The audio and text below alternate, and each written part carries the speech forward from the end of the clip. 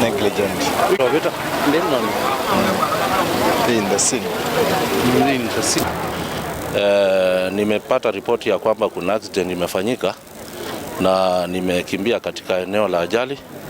Nimepata kuna mota bodaboda na maruti ndio zimegongana. Na mota ilikuwa imebeba abiria wanne na dereva, so walikuwa watu watano wote, na watatu wamefariki hapo kwa hapo, wawili wamepelekwa hospitali na maafisa wa polisi wamefika kwa ajili ya uchunguzi katika hilo eneo. Kwa waendeshaji wa bodaboda tunaomba wafuatilie sheria zote za barabarani.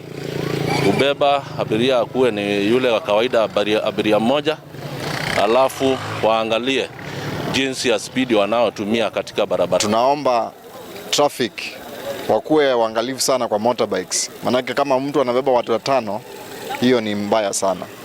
Pia tunaomba hapa hii area ilikuwa iwekwe bumps. Tunaomba pia Kenya wachukulie hatua ya kuweka bumps mahali hapa, manake ni mahali telezi sana na kumekuwa ajali mingi hapa.